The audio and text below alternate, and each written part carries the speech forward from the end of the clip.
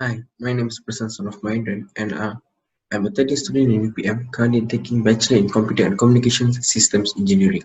This week on What's in the Box, we will be focusing on development and the design of coding.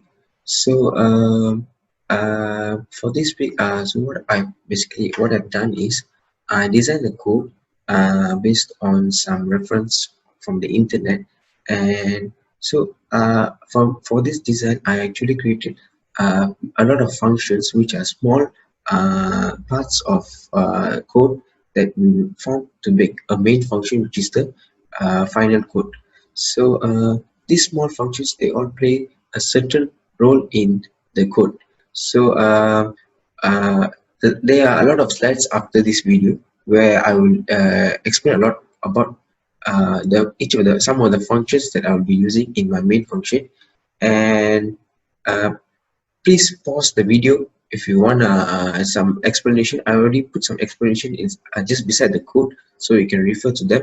Only you just have to pause the video just to look at the explanation in the coding. So thank you. So for our project, which is the gas detection and ppm measurement using a PIC microcontroller and MQ gas sensors. This is our project where we use the sensors to detect the presence of gas and the concentration of the gas. This is the first function example we will be using to get the sensor resistant value in free air. This is for the calibration of MQ gas sensor. So as you can see, this function will calibrate the sensor in free air, and first it will take multiple samples and calculate the average value, and it will be divided by the RO.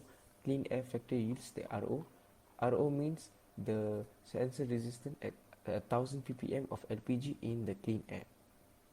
This is the second function that we might be using in our project, where we use this function to read the MQ sensor analog values and average it to calculate the RS value.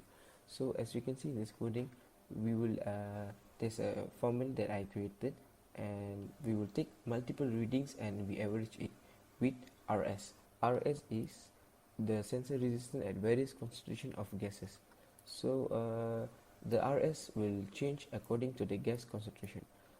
As you can see, there's a delay of 50 milliseconds to avoid any congestion, and we also have RS, which will be divided by 5, and the RS value will be returned. This is a third example of a function where we use this function to calculate the resistance from the voltage divider resistor and the load resistance.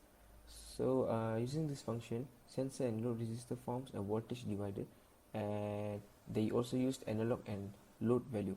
So we will using this formula, we will find the sensor's resistance. This is the main function of my coding and my project. Using this main function, we can measure the analog value, we can calculate the ppm, and the measurement will be displayed on the LCD. This is just a layout of my main function. So I have to edit a lot of factors and make a lot of improvements in the coding. Stay tuned, we will discuss more about our coding on the next week. Thank you.